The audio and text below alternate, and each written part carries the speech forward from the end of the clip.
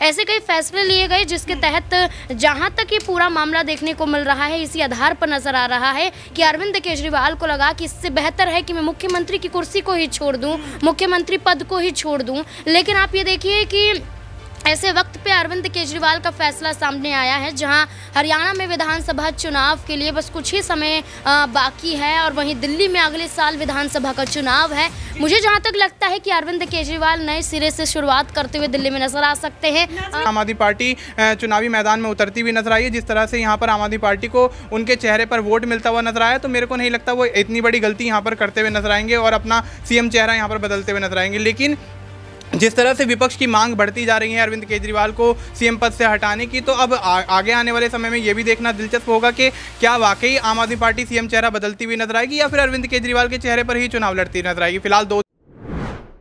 नमस्कार, मैं हूं माही सिंह और आप देख रहे हैं नेक्स्ट 9 न्यूज। आज आपका बहुत बहुत स्वागत है हमारे खास प्रोग्राम सियासी पंचनामा में। आज बात करने वाले हैं अरविंद केजरीवाल को लेकर। जी हां, अरविंद केजरीवाल जब से जेल से बाहर आए लगातार भारतीय जनता पार्टी की मुश्किलें बढ़ाने में लगे हुए हैं। आज उन्होंने एक बड़ा ऐलान किया अपने पार्टी दफ्तर से। उन्होंने ऐलान किया है कि वो 2 दिन बाद इस्तीफा दे देंगे। आखिरकार इन बयान के क्या सियासी मायने हो सकते हैं? क्या वाकई में अरविंद केजरीवाल अगर इस्तीफा दे देंगे तो सीएम पद के तौर पर किसको चुनेंगे? और वहीं पर एक बड़ा बयान और भी उन्होंने दे दिया है कि मनीष सिसोदिया सीएम पद के दावेदार नहीं होंगे। तो आखिरकार अब सस्पेंस इस बात पर बनता हुआ नजर आ रहा है कि दिल्ली में सीएम चेहरा कौन होगा आम आदमी पार्टी की तरफ से। आज इन्हीं तमाम मुद्दों पर चर्चा करेंगे। अपने न्यूज रूम में मौजूद हैं हमारे साथ नाजमीन है। नाजमीन, जिस तरीके से अरविंद केजरीवाल जेल से बाहर आए और किसी को उम्मीद नहीं थी कि इस तरीके का वो बयान दे सकते हैं, और वहीं अरविंद केजरीवाल जेल में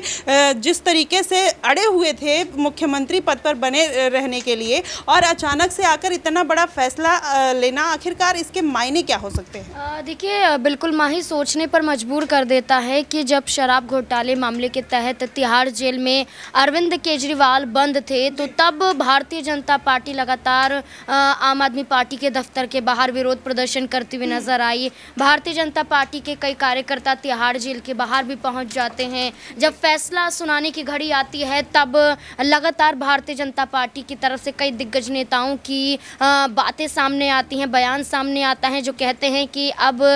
दिल्ली में राष्ट्रपति शासन लागू हो जाना चाहिए। दिल्ली के मुख्यमंत्री के रूप में अरविंद केजरीवाल को अब अपने पद को त्याग देना चाहिए। लेकिन अरविंद केजरीवाल और उनकी पार्टी लगातार कहती हुई नजर आई थी कि हम जेल से सरकार चलाने के लिए तैयार हैं, लेकिन दिल्ली के मुख्यमंत्री तो अरविंद केजरीवाल रहेंगे। तो अब ये बात सामने आती है कि आखिरकार अरविंद केजरीवाल रिहा हो गए, सीएम कुर्सी उनके पास है, सीएम पद उनके पास है, तो अब वो इस्तीफा देने की पेशकश क्यों कर रहे हैं? क्यों कहते हैं कि 2 दिन के अंदर इस्तीफा दे दूंगा? क्या सुप्रीम कोर्ट का क्या वो शर्तें थी जिस पर भारतीय जनता पार्टी पर भी दबाव बना रही थी कि अभी तो जेल वाले सीएम थे, अब बेल वाले सीएम हैं? यहाँ पर सुप्रीम कोर्ट ने जिन शर्तों के आधार पर अरविंद केजरीवाल को राहत दी कि आप सीएम दफ्तर नहीं जा सकते हैं, आप फाइलों पर सिग्नेचर नहीं कर सकते हैं, आप तमाम योजनाओं में अपनी भागीदारी नहीं दे सकते, ऐसे कई फैसले लिए गए जिसके तहत जहां तक ये पूरा मामला देखने को मिल रहा है, इसी आधार पर नजर आ रहा है कि अरविंद केजरीवाल को लगा कि इससे बेहतर है कि मैं मुख्यमंत्री की कुर्सी को ही छोड़ दूं, मुख्यमंत्री पद को ही छोड़ दूं। लेकिन आप ये देखिए कि ऐसे वक्त पे अरविंद केजरीवाल का फैसला सामने आया है, जहां हरियाणा में विधानसभा चुनाव के लिए बस कुछ ही समय बाकी है और वहीं दिल्ली में अगले साल विधानसभा का चुनाव है। मुझे जहां तक लगता है कि अरविंद केजरीवाल नए सिरे से शुरुआत करते हुए दिल्ली में नजर आ सकते हैं। क्या वही जो समीकरण उन्होंने लोकपाल बिल के दौरान अपनाया था, सीएम पद से इस्तीफा दे दिया, फिर जनता का जनाधार मिलता है, क्या वही पुराने समीकरण दोहराने का प्रयास कर रहे हैं? देखिए, सिंपैथी कार्ड जिसे कहा जाता है, इमोशनल कार्ड, यहाँ पर अरविंद केजरीवाल की पार्टी लगातार दिल्ली में हर मायनों में खेलती हुई नजर आई है। जब दिल्ली में 200 यूनिट बिजली मुफ्त देने की बात की गई थी, तो तब भी अरविंद केजरीवाल पर कई बड़े आरोप लगाए गए थे कि ये जनता को लालच दे रहे हैं, मीठा लड्डू खिलाया जा रहा है, सीधे तौर पर जनता को आलसी बनाया जा रहा है। तब अरविंद केजरीवाल ने एक मुहिम चलाई कि जो लोग मुफ्त बिजली का लाभ उठाना चाहते हैं, वो एक पेपर पर अपना फॉर्म फिल करके देंगे और इस आधार पर हम उन्हें ही मुफ्त बिजली देंगे। इसके अलावा अगर कोई नहीं चाहता है तो उन्हें ज़बरदस्ती मुफ्त बिजली नहीं दी जाएगी। तो ये सिंपैथी कार्ड है कि जब जेल में रहकर उनकी पत्नी सुनीता केजरीवाल भावुक संदेश देती हुई नज़र आती है, जहां हरियाणा का लाल कहती हैं और जहां कहती हैं कि दिल्ली के ईमानदार नेता हैं और आज कैसी स्थिति में हैं और भारतीय जनता पार्टी कैसे षड्यंत्र रच रही है, तमाम ऐसे दावे वादे किए गए और इमोशनल कार्ड खेला गया। तो इस आधार पर यह कहा जा रहा है कि अरविंद केजरीवाल अब एक बड़ी रणनीति को इख्तियार करते हुए नजर आ रहे हैं, जिसमें मकसद होगा कि विधानसभा चुनाव में तो सीएम चेहरा अरविंद केजरीवाल ही रहेंगे, लेकिन कुछ समय के लिए वो ये पद किसी और को देने की जिद में इसलिए भी नजर आ रहे हैं। हो सकता है कि आम आदमी पार्टी पर कोई और सिकंजा कसता हुआ नजर आए, या अरविंद केजरीवाल इस पद से हटकर ये देखना चाहते हैं कि दिल्ली की जनता कितना पसंद करती है। क्या अगले विधानसभा चुनाव में दिल्ली की जनता मुख्यमंत्री के रूप में अरविंद केजरीवाल को देखना चाहती है? तो पूरी तरह से एक राजनीतिक रणनीति इख्तियार की गई है जिस पर अरविंद केजरीवाल काम कर रहे हैं। जी बिल्कुल, कहीं ना कहीं अरविंद केजरीवाल ने अपनी राजनीति तो की बिसात बिछाते हुए नजर आ रहे हैं, लेकिन इसका फायदा कितना देखने को मिलेगा ये बेहद दिलचस्प है। अगला सवाल मनीष से लेना चाहेंगे। मनीष, क्या लगता है कि जिस तरीके से केजरीवाल ने इस्तीफा दे दिया है, अभी सीएम पद का ऐलान नहीं किया, अगर वो सीएम पद को लेकर ऐलान करते हैं सुनीता केजरीवाल के लिए, या फिर सौरभ भारद्वाज, आतिशी मारलेना है, कई ऐसे तमाम नाम है, अगर उनका ऐलान करते हैं तो क्या पार्टी में बगावत देखने को मिल सकती है, या फिर एक स्ट्रेटेजी के प्लान के तहत ये सब किया जा रहा है? क्या कुछ लगता है? देखिए, यहाँ पर माही जब अरविंद केजरीवाल सलाखों के पीछे थे, तो यहाँ पर जब 15 अगस्त के दिन, स्वतंत्रता दिवस के दिन, यहाँ पर आतिशी मरलेना को उन्होंने यहाँ पर ध्वजारोहण के लिए कहा था, तो यहाँ पर तमाम विपक्षी पार्टियों ने सवाल उठाए थे कि एक मुख्यमंत्री के तौर पर केजरीवाल को ही यहाँ पर तिरंगा फहराने की यहाँ पर इजाज़त दी जा सकती है, लेकिन कोई और नेता यहाँ पर तिरंगा नहीं फहरा सकता। तो ऐसे में कहीं ना कहीं विपक्ष ने उनका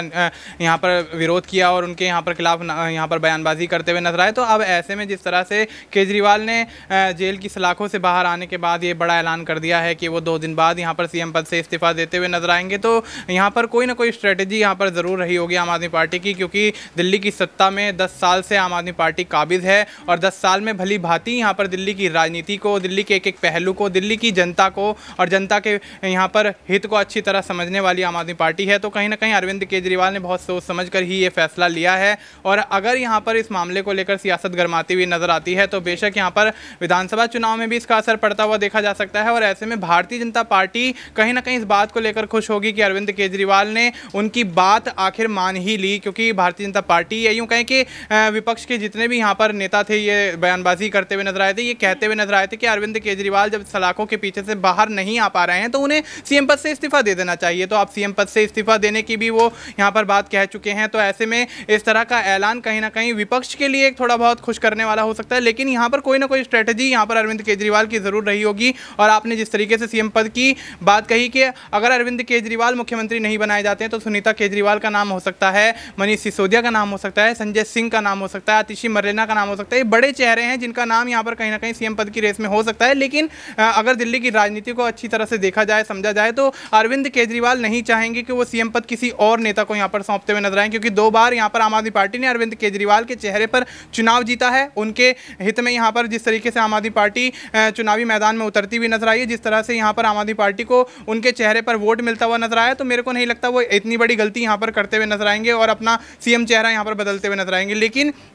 जिस तरह से विपक्ष की मांग बढ़ती जा रही है अरविंद केजरीवाल को सीएम पद से हटाने की, तो अब आगे आने वाले समय में यह भी देखना दिलचस्प होगा कि क्या वाकई आम आदमी पार्टी सीएम चेहरा बदलती हुई नजर आएगी या फिर अरविंद केजरीवाल के चेहरे पर ही चुनाव लड़ती नजर आएगी। फिलहाल 2 दिन के बाद जब इस्तीफा देते हुए अरविंद केजरीवाल नजर आएंगे तो विपक्ष किस तरीके से माहौल बनाता है ये भी देखना दिलचस्प होगा। लेकिन अगर हरियाणा के चुनाव पर अगर नजर घुमा ली जाए तो हरियाणा में जिस तरह से आम आदमी पार्टी मैदान में उतरती हुई नजर आ रही है और जिस तरह से यहाँ पर संजय सिंह और राघव चड्ढा और आतिशी मरलेना तमाम यहाँ पर चेहरे ऐसे हैं आम आदमी पार्टी के जो कमान संभालते हुए नजर आ रहे हैं, मनीष सिसोदिया भी जाकर आए हैं। तो ऐसे में अब देखा जा रहा है जिस तरह से हरियाणा के चुनाव पर फिलहाल यहाँ पर आम आदमी पार्टी फोकस करती हुई नजर आ रही है, तो पहला जो इनका मोटो है वो ये है कि हरियाणा के चुनाव पर फोकस करना और वहां पे ज्यादा से ज्यादा सीटें निकालना। अगर आम आदमी पार्टी वहां ज्यादा सीटें निकालने में कामयाब रहती है तो बेशक यहाँ पर हरियाणा की राजनीति में एक बड़ा उथल पुथल होता हुआ देखा जा सकता है। लेकिन अगर उसके बाद बात की जाए दिल्ली की राजनीति की, तो दिल्ली में भी कहीं ना कहीं आम आदमी पार्टी अपनी पकड़ बनाए रखेगी और ऐसे में भारतीय जनता पार्टी को एक कड़ी टक्कर यहाँ पर देती हुई यहाँ पर दिख सकती है। और अरविंद केजरीवाल जब जमानत पर बाहर आ ही गए हैं तो बेशक यहाँ पर रणनीति बदलते हुए भी नजर आएंगे और कहीं ना कहीं भारतीय जनता पार्टी को एक बड़ा झटका लग सकता है। जी बिल्कुल, कहीं ना कहीं भारतीय जनता पार्टी को बड़ा झटका लग सकता है। लेकिन उसके साथ ही अगर देखा जाए तो दिल्ली में जिस तरीके से चुनावी समीकरण कहीं ना कहीं केजरीवाल बनाते हुए नजर आए, अचानक से जो इस्तीफा देने के लिए तैयार नहीं थे केजरीवाल, अचानक से ये ऐलान कर देते हैं कि वो 2 दिन बाद इस्तीफा दे देंगे। तो क्या भारतीय जनता पार्टी जो उनके ऊपर एक इल्ज़ाम लगाती हुई नजर आई थी कि भ्रष्टाचार करने आए थे, वहीं सुप्रीम कोर्ट ने उनके ऊपर एक लगाम लगा दी है, क्या वही बात साबित करने के लिए केजरीवाल ने इस्तीफा दिया है? अगला सवाल आश्रुति से लेंगे। आश्रुति, क्या लगता है कि गौरव भाटिया जिस तरीके से सचदेवा तमाम आरोप कहीं ना कहीं केजरीवाल के ऊपर लगाए कि भ्रष्टाचारी है, जेल से बाहर आ गया है, अब वो कहीं ना कहीं भ्रष्टाचार करेगा, इसीलिए सुप्रीम कोर्ट ने उसके ऊपर इतनी शर्तें लगा दी हैं, तो क्या इसके मायने को देखकर अरविंद केजरीवाल ने इतना बड़ा डिसीजन लिया है? देखिए, केजरीवाल का इस वक्त पर आकर ये फैसला लेना कहीं ना कहीं दिल्ली में जब 2025 में विधानसभा चुनाव होने वाले हैं उससे पहले